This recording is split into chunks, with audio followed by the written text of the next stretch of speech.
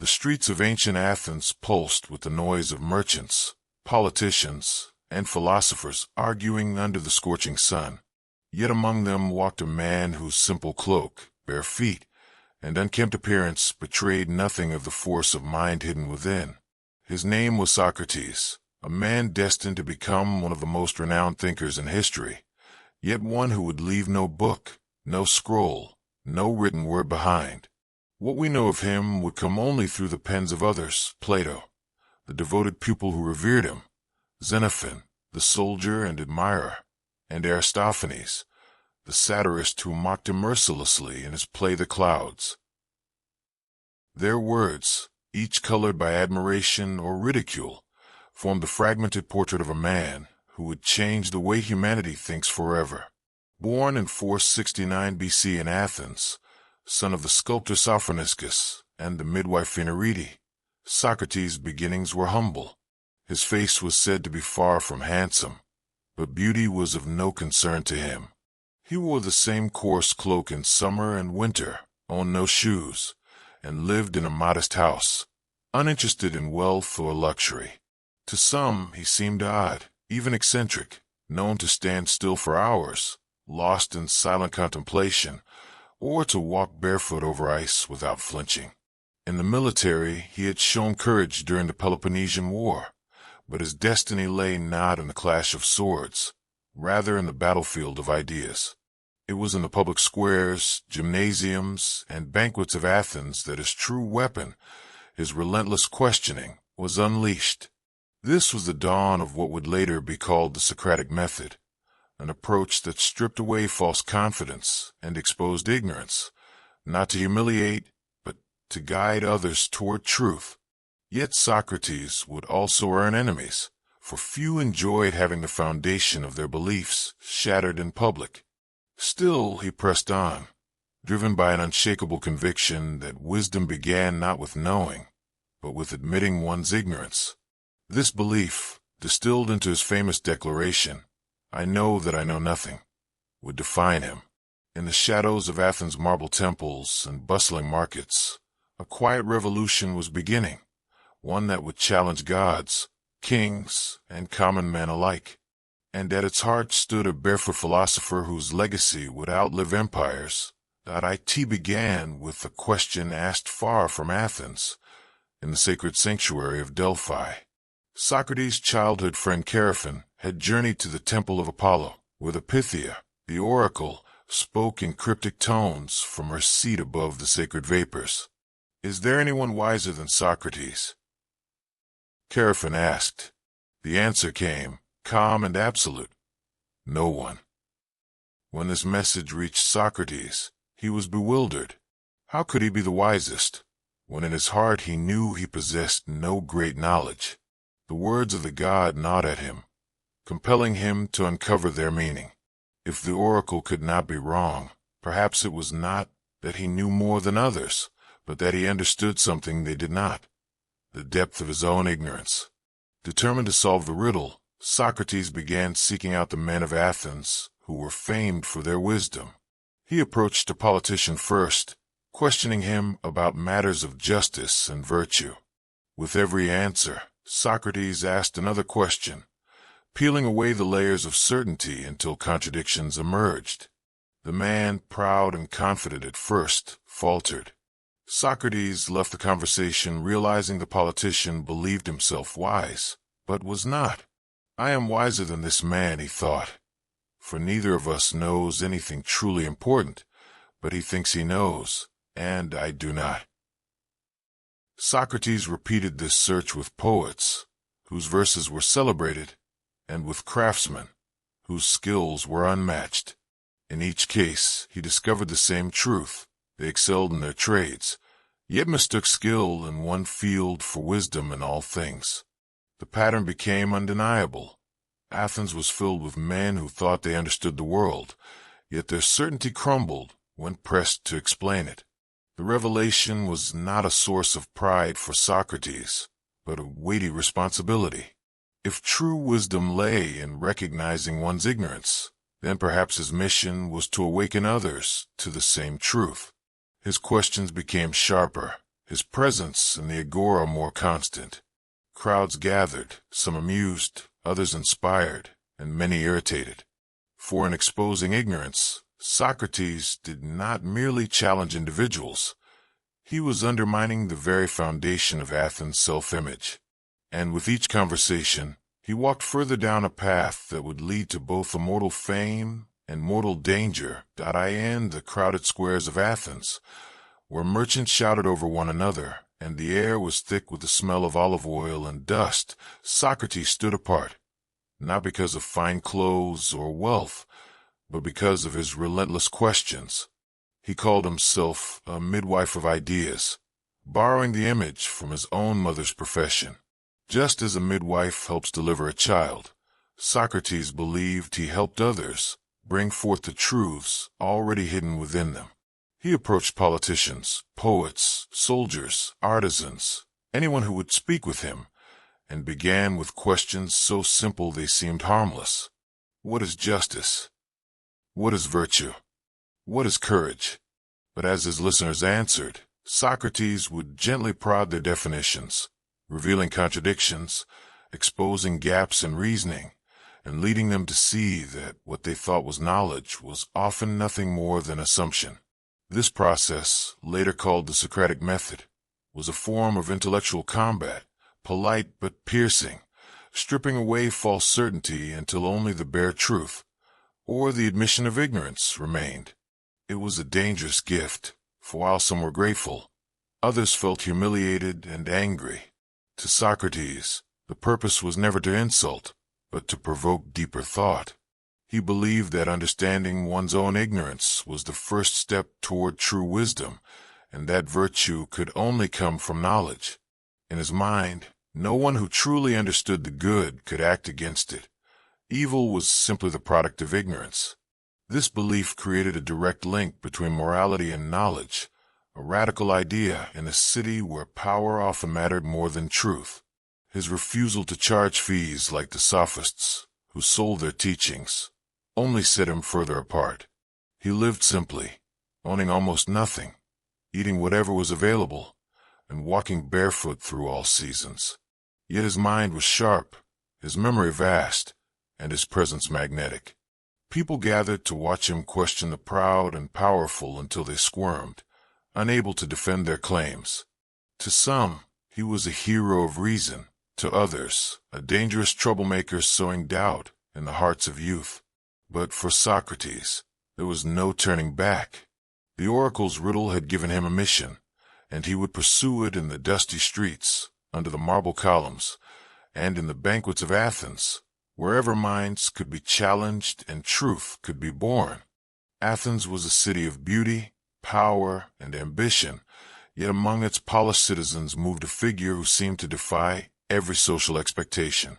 Socrates owned no fine garments, only a single coarse cloak he wore in both summer heat and winter frost. He went barefoot across the icy streets, unfazed by the cold that made others shiver. His home was small and plain, his meals simple, his possessions few. Wealth, status, and comfort meant nothing to him. His treasure was the pursuit of truth. Yet his mannerisms often startled those around him. He could stand still in one place for hours, motionless as a statue, lost in deep thought, seemingly unaware of the world passing by. Plato once recounted that during a military campaign in Potidaea, Socrates stood gazing toward the horizon for a full day and night, contemplating some idea in perfect stillness. The soldiers watched in awe, unable to understand the discipline and focus of this strange philosopher. He was equally remarkable in his resilience. He could endure hunger without complaint, walk long distances without tiring, and drink quantities of wine without ever appearing drunk, a feat that astonished his companions. These oddities were not acts of performance, but a natural extension of his life philosophy. Mastery over oneself was greater than mastery over others. The city reacted to him with mixed feelings. To some Athenians, he was a harmless eccentric, a curiosity wandering the streets. To others, he was a wise teacher whose questions sharpened the mind like a whetstone sharpens a blade. But there were also those who saw him as a dangerous influence, especially on the youth, who flocked to hear him speak. Young men from noble families, including Plato, Alcibiades, and Critias, followed him through the agora, fascinated by his fearless questioning of politicians, poets, and generals. In a society proud of its traditions, Socrates' refusal to conform was both inspiring and infuriating. He challenged the gods of convention, urging people to examine their lives rather than blindly follow custom. His famous saying, "The unexamined life is not worth living," was not a mere phrase, but the heartbeat of his existence. This radical commitment to truth over comfort, inquiry over obedience, would win him disciples and enemies alike, and in time, it would place him in the crosshairs of Athens itself. As Socrates' presence in Athens grew, so too did the tension surrounding him. Day after day, he wandered the agora, approaching citizens of every rank, from the proudest generals to the humblest merchants, and questioned them with the same piercing curiosity. Many who engaged with him left enlightened, but others left humiliated, their carefully crafted reputations dismantled in front of an audience. Athens was a city that thrived on honor and public image, and Socrates' method, stripping away pretensions until ignorance stood bare, was a dangerous affront. The sophists, professional teachers who charged high fees to instruct in rhetoric and persuasion, despised him for undermining their authority. They taught the art of winning arguments. Socrates sought only the truth, caring nothing for victory if it meant falsehood. To the powerful, his questioning was more than an annoyance, it was subversion. He showed the youth of Athens that those in high office could be wrong, that wisdom did not always reside in the halls of government or the temples of the gods. This planted seeds of doubt in the next generation, and those who clung to the old order began to see him as a corrupting influence. The playwright Aristophanes captured this growing hostility in his comedy The Clouds, portraying Socrates as a deceitful sophist who mocked the gods and taught young men to defy their elders. The play exaggerated and ridiculed him, but it left an impression on the public, shaping the image of Socrates as an arrogant corrupter rather than the humble seeker of truth. Behind the laughter was a warning that such a man could be dangerous to the moral fabric of the city. Over time, this perception hardened. Political instability, scars of the Peloponnesian War, and the trial and execution of generals further soured the atmosphere. Athens looked for scapegoats, and the eccentric philosopher who challenged authority so openly became an easy target. The same courage that had driven Socrates to face soldiers on the battlefield now drove him to face his fellow citizens without fear. He knew his words carried risk, but to stop questioning would be to betray the very mission the oracle had set upon him. And so he continued, walking the streets of Athens like a man carrying a torch through a room full of powder, aware that one day the spark would ignite. The spark finally ignited when three men, Anytus, Miletus, and Lyco, brought formal charges against Socrates. The accusations were grave, corrupting the youth of Athens and failing to honor the city's gods, instead introducing new divinities. In a city still reeling from war and political turmoil, such charges struck at the heart of civic loyalty and tradition. Yet Socrates met them not with fear, but with the same calm clarity that had marked his life. In the court, surrounded by hundreds of jurors and an expectant crowd, he spoke with the steady conviction of a man whose conscience outweighed his desire for safety. He explained that his mission came from a divine sign, a voice, a daimonion, that had guided him since childhood, warning him against certain actions, but never telling him what to do. This guiding voice, he believed, was the reason he could not stop questioning others, for it was his duty to awaken the citizens to self-examination and virtue. He reminded the court that he had never taken payment for his teaching, unlike the sophists, and had lived in poverty by choice. As for corrupting the youth, Socrates asked a piercing question. Would anyone deliberately harm those around him, knowing they must live together in the same city? He argued that if harm had occurred, it was unintentional, and such errors required instruction, not execution. Regarding the gods, he denied disbelief. Rather, he believed in divine powers that guided his life. But in the tense atmosphere of post-war Athens, logic could not always prevail over fear and resentment. His accusers played to the city's insecurities, portraying him as a dangerous rebel who planted seeds of defiance in young minds. When the votes were cast, the majority found him guilty. Now the court asked what his penalty should be. With unshakable irony, Socrates proposed that, for his service to the city, he should be rewarded with free meals for life at the Prytaneum, the hall reserved for honored citizens. The jurors were not amused. They chose death by hemlock, a fate Socrates accepted with the same serenity with which he had lived. For him, the verdict was not a defeat, but the final proof that the search for truth demanded courage, even unto death. After the verdict was pronounced, Socrates was taken to the prison, where he would await his execution. The cell was bare, the walls thick with the dampness of confinement, yet his composure remained unshaken. Friends and disciples visited him daily, desperate to find a way to save their teacher. Among them was Crito, who offered to arrange a secret escape, complete with bribes for the guards and a safe passage to another city. But Socrates refused. To flee, he argued, would be to betray the very laws of Athens that had shaped his life. Even if those laws had condemned him unjustly, he believed that a citizen must honor the agreement to live under them, just as one honors a promise. For him, integrity was more important than survival. As the days passed, he spoke calmly with those who came to see him, turning even his final conversations into lessons. Plato would later record these dialogues in works like Crito and Phaedo, where Socrates discussed the immortality of the soul, the nature of virtue, and the philosopher's duty to seek truth beyond fear. His demeanor astonished his companions. There was no trace of bitterness, only a quiet readiness.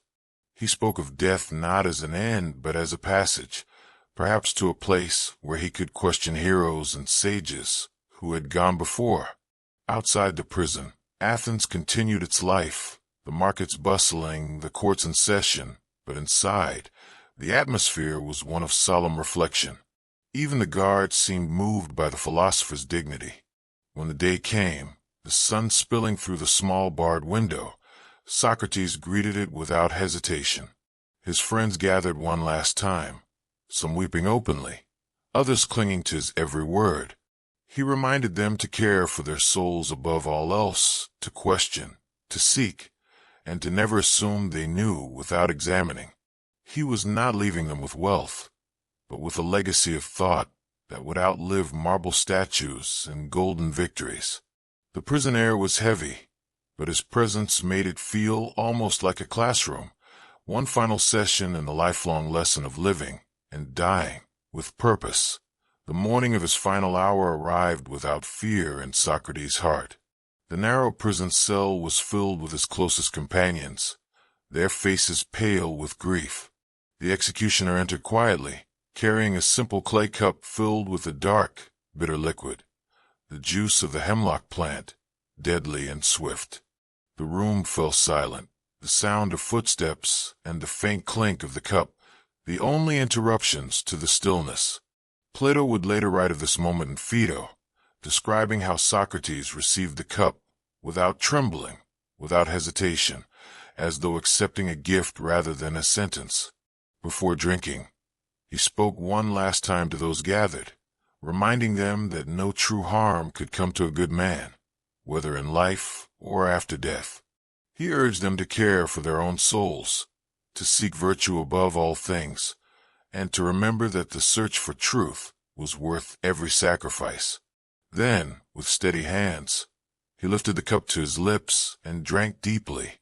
The poison worked slowly, beginning with a numbness in his feet, creeping upward as his friends wept openly. Socrates, seeing their sorrow, gently rebuked them, Was this not what they had discussed for so long? The idea that the soul might be freed from the body to dwell in a higher place. He asked the executioner how long he had, and when told to walk until his legs grew heavy, he obeyed without complaint. Soon he lay down, the chill of the poison climbing to his chest. His final words were simple, directed to Crito. Crito, we owe a cock to Asclepius. Pay the debt, and do not neglect it. It was a reference to the god of healing, as though death itself were a cure for the ailments of life. Moments later, he grew still, his eyes closing for the last time. The room was silent but for the muffled sobs of his companions. Athens had silenced its greatest questioner, yet in that quiet cell, an immortal legacy was born, one that would echo through the centuries, carried in the words and minds of those who had learned to seek the truth because of him. When the news of Socrates' death spread through Athens, it did not cause riots or public mourning. The city went on with its daily life, content that a troublesome voice had been silenced. Yet within the hearts of his students and those who had witnessed his courage, a spark had been lit that no execution could extinguish. Plato, his most devoted pupil, withdrew from the public life of the city, carrying with him the memory of his teacher's words and the determination to preserve them. From this grief and resolve would emerge dialogues that would immortalize Socrates, ensuring that his questions would outlive the man who condemned him. Xenophon, soldier and historian, also took up the pen, offering his own accounts of Socrates' life and principles, portraying him as a man of virtue, discipline, and humility. Even Aristophanes, who had once mocked him in the clouds, had unknowingly preserved pieces of his character for history to study. Over the years, these writings formed a tapestry, not a perfect likeness, but a living record of his method and spirit. Beyond Athens, his legacy began to take root in other lands. Philosophers in distant generations, from the Stoics of Rome to the Enlightenment thinkers of Europe, found in him a model for intellectual integrity, a refusal to accept authority without reason, a demand that every belief be tested. His famous declaration, "I know that I know nothing," became both a warning against arrogance and an invitation to curiosity. The Socratic method evolved into a foundation for education, law, and ethics, influencing how teachers question students, how lawyers cross-examined witnesses, and how leaders weighed their decisions. Though his enemies had sought to erase him, the opposite occurred. They had made him immortal. For every time a question was asked to seek truth rather than to win an argument, the spirit of Socrates lived again. And as the centuries passed, he became more than a man. He became a symbol of courage in the face of injustice, of humility in the face of knowledge, and of the belief that the examined life, though it may be dangerous, is the only life worth living. Centuries have passed since Socrates walked the dusty streets of Athens, yet his presence lingers, not in statues or monuments, but in the way we think, argue, and search for meaning. His life was not a tale of conquests, wealth, or political power, but of relentless inquiry, a commitment to asking the questions others feared to ask. He showed that wisdom begins not with having the right answers, but with the courage to admit we do not know. This humility, which once baffled his contemporaries, is now recognized as the foundation of true learning. In classrooms, courts, and debates across the world, the Socratic method lives on, challenging assumptions, dismantling falsehoods, and guiding minds toward clarity. Every time a teacher leads a student to discover an answer for themselves, every time a thinker questions the very ground they stand on, Socrates is there, a silent companion to the human quest for truth. His death was meant to silence him, yet it only amplified his voice, echoing across time to remind us that the examined life is not just a philosophical ideal, but a way of being. His message is as urgent today as it was in ancient Athens. Question the world, question yourself, and never accept ignorance as wisdom. The courage to stand against the tide, to challenge the powerful, and to face death without fear. These are the marks of a life fully lived. And so, Socrates remained with us, not as a distant relic of history, but as a living force, whispering to every seeker of truth that knowledge is not a destination, but a journey without end. The man who claimed to know nothing has, in the end, taught humanity almost everything it truly needs to know. His life closes like it began, in humility, leaving us with a choice: to live unexamined and safe, or to embrace the risk of seeking what is real. For in the quiet of our own thoughts, as we question the world, we may find him there still, the eternal questioner, guiding us toward the wisdom we do not yet see.